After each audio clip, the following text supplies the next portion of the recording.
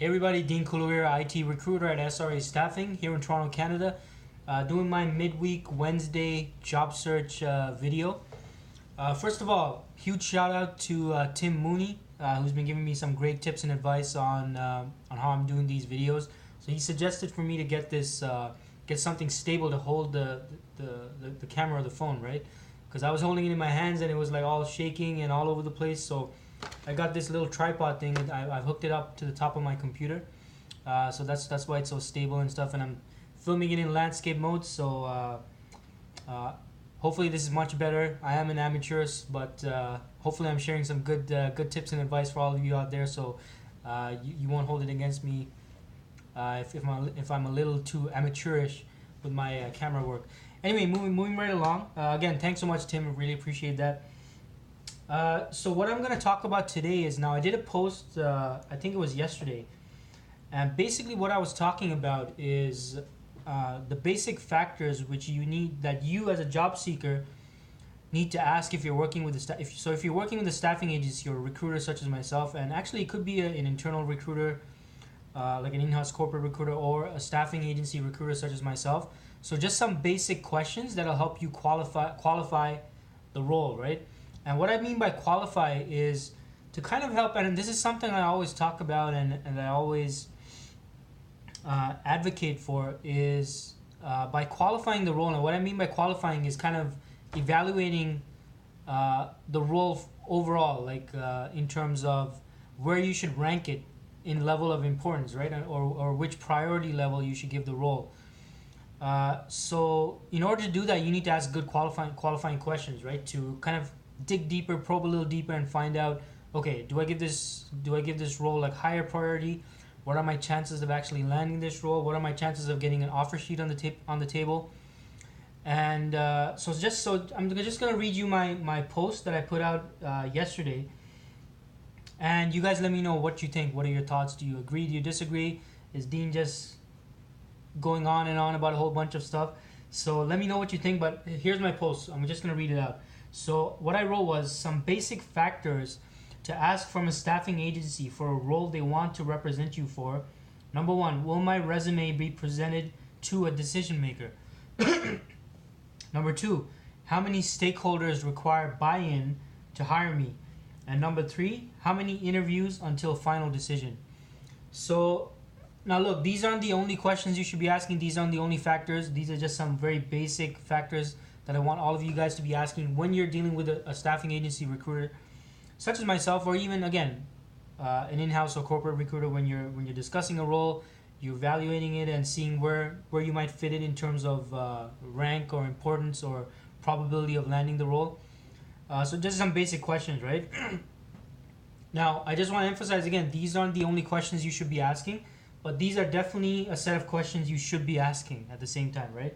So the first question was, will my resume be presented to a decision maker? Now, what do I mean by decision maker? So very short definition. A decision maker is someone who can make the decision, literally. Like they can make the decision, they can make the decision to whether to go ahead and hire you. And they basically, their yes or their no has a whole bunch of weight in the decision making process. So a decision maker would typically be the hiring manager. It could be, and it's usually someone in a leadership position, right? Like a manager, sometimes even a team lead. Like it could be a manager, a team lead, a senior executive such as a director, a VP, someone at the C level, right? So these are people who could basically, they look at your resume, they call you in, they meet with you, they like you, and they're like, yeah, let's sign up this person.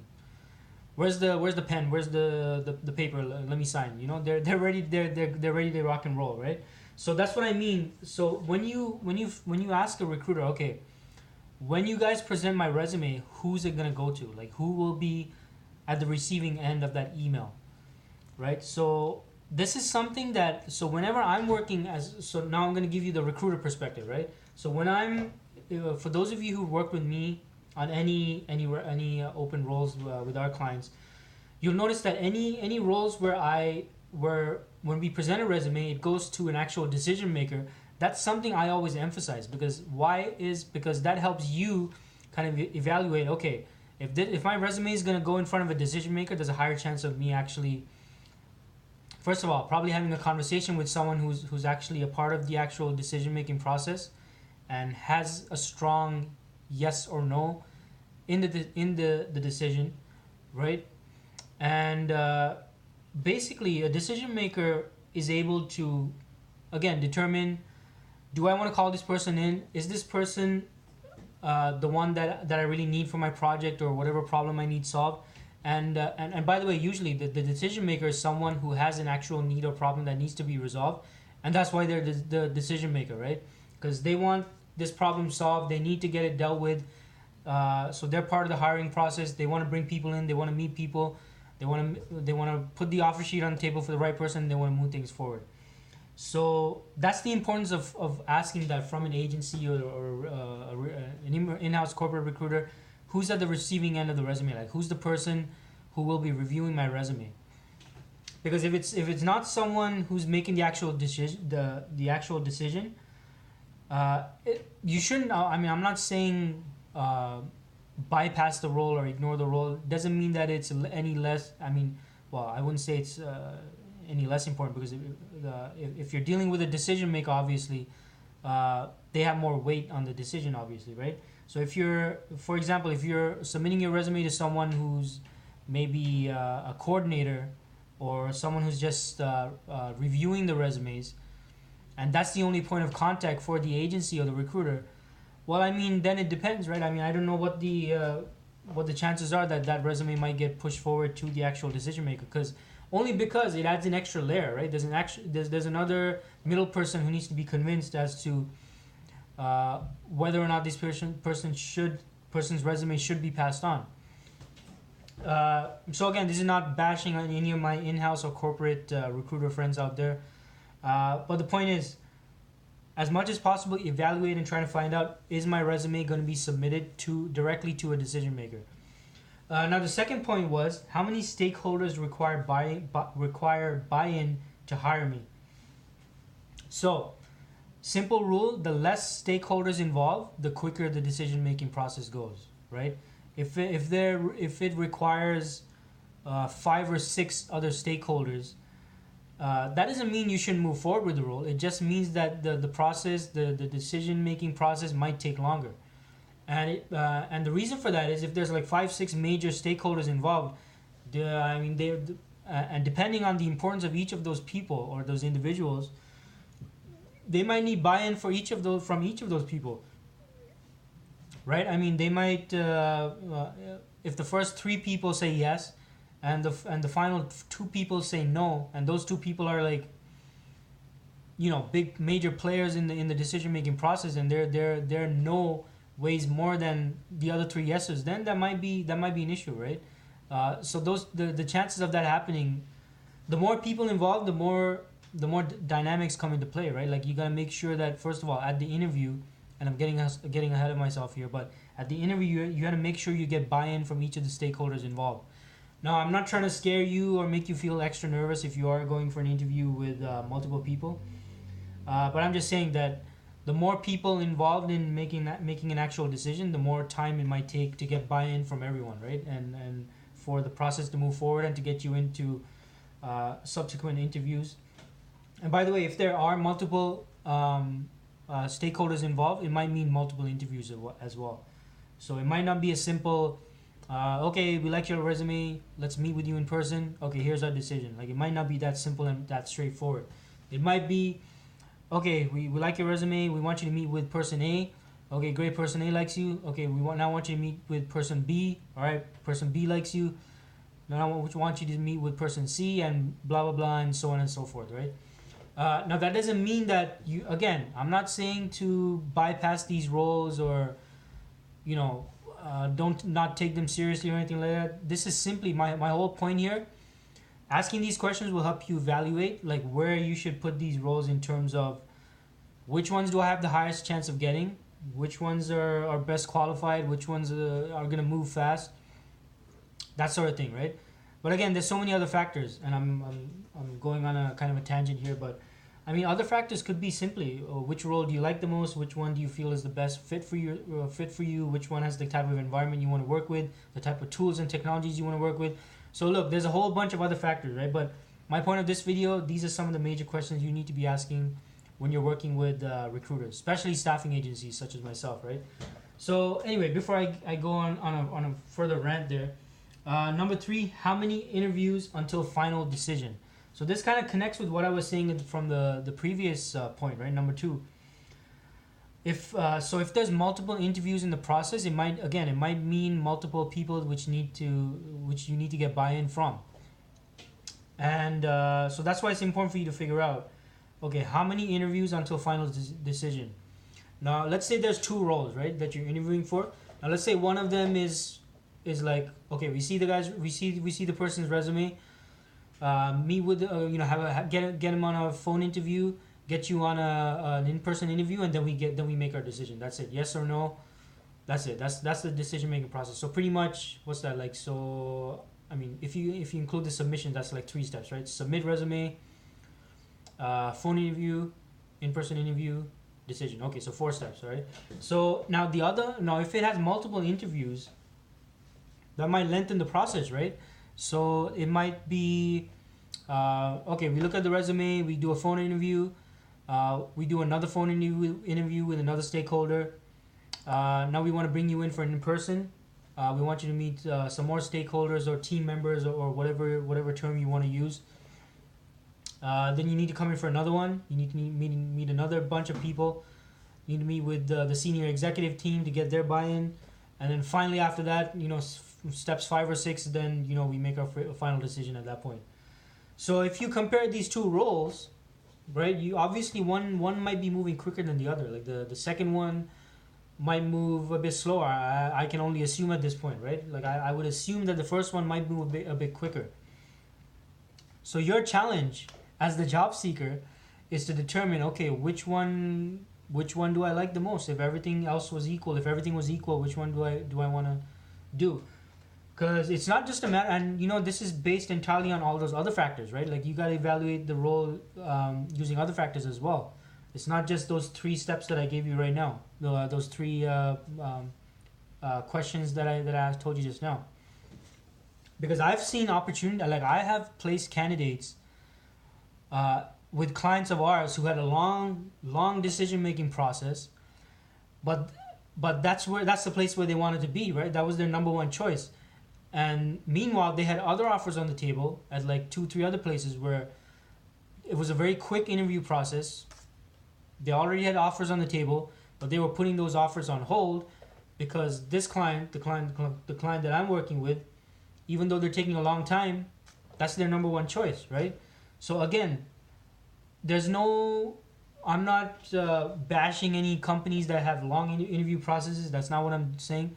What I'm saying is that if you ask those 3 questions, it'll help you evaluate the basics so that you can evaluate the other stuff as well. So that'll help you determine or give you a full picture on, okay, which role should I be giving my highest priority? If I got an offer on the table from all of these companies, which one would I go with?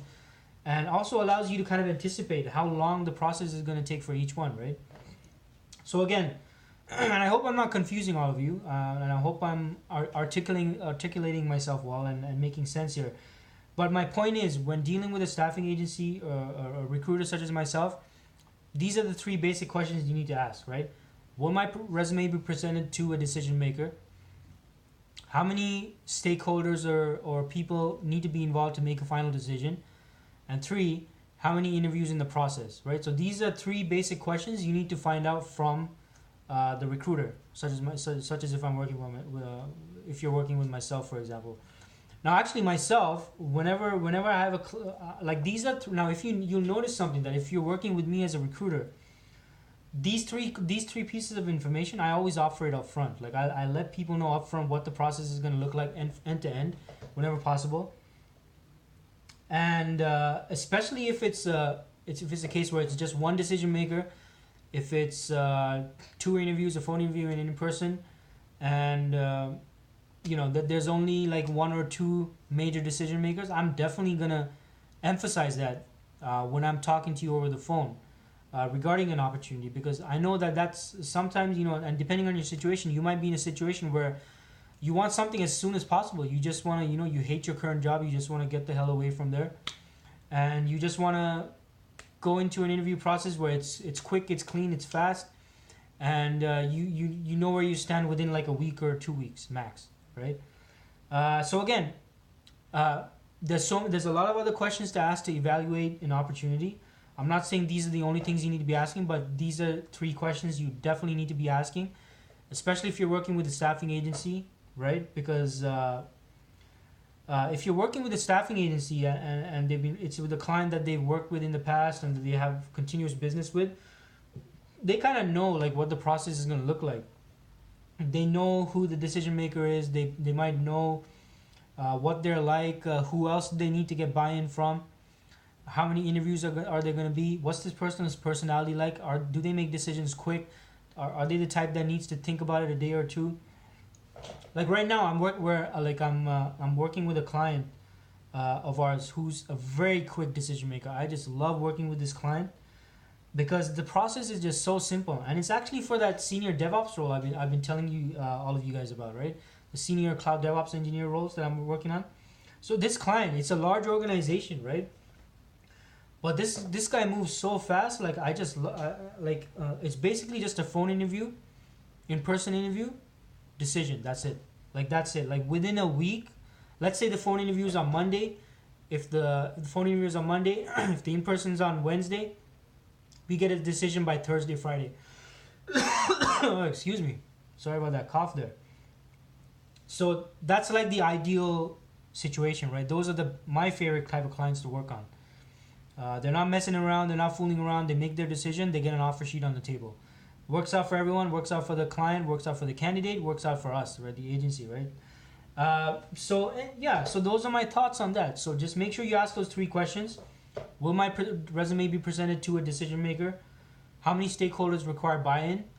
How many interviews in the process? So those 3 questions are going to help you determine, okay, how fast is this going to move? Is this going to move fast? How many people do I need to be getting buy-in from? And am I even going to be dealing with the decision maker right at the beginning? So think about that and make sure you ask those questions. Don't neglect not asking those questions, and don't neglect asking those questions, and also so have this in addition to any of the other criteria you ask about the role, right? Such as the the other stuff like the location. Does the agency ever have an exclusive relationship? Have they done placements with them in the past? Is it a client they've dealt with before? That kind of thing, right? So, whoa, my video's gone a bit long. So hopefully that all made sense. And if there's any particular topics you want me to cover as well, feel free to let me know. I'm still trying to do the subtitle thing, but I did the landscape mode thing with the camera. I got the stand for the camera. It's all stable now. It's not shaking. I will deal with the subtitle thing as soon as I figure that out and set aside some time. But thank you so much for watching my videos. Any way I can help you, feel free to let me know. Again, my name is Dean Kulawira. If you don't know me, if you're an IT professional here in Toronto, Canada, make sure you connect with me. Make sure you actually connect with me. I don't want you to just follow me, because if you follow me, I can't see what you're doing. You can see what I'm doing. It's kind of unfair, right? So make sure you send me a connection request, especially if you're an IT professional here in Toronto, Canada. Any way I can help you at all, feel free to let me know. Any particular topics you want me to cover, also absolutely let me know. And that's about it. I mean, the hot roles I'm working on, definitely the one that I just mentioned, the senior cloud DevOps engineer. They're also looking for senior Linux administrators. It's a well-known client, well-established firm. Downtown Toronto, full-time permanent is what they're looking for. And other than that, I'm always looking for various software developers, Java developers, .NET developers. The Java developer roles I'm working on right now, I have both full-time and full-time and contract. Both are kind of, they are full-stack roles, but they're leaning more towards the backend. So if you're strong with backend technologies as a Java developer, make sure you reach out, because I have multiple roles, right? And other than that, I don't think I have any other major hot roles that I'm actually need help on right now.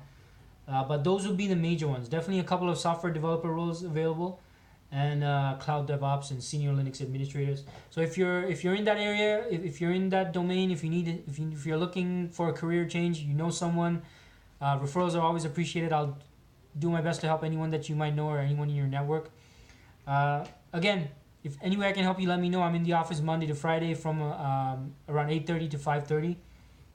Feel free to give me a call, shoot me a message on LinkedIn, any or social media. Send me a message or email or phone or whatever you want, and I do hope to help all of you out there, not just with finding IT or tech jobs, but with job search tips and advice that's practical and that all of you can use in your job search. So any feedback, let me know. Any questions, let me know. And I'll see you again on Friday for my Friday end of week job search video. If you're in job search mode, don't give up. Keep going. Keep pushing. And keep the fight going. Keep the fight going. All right. Have a good night.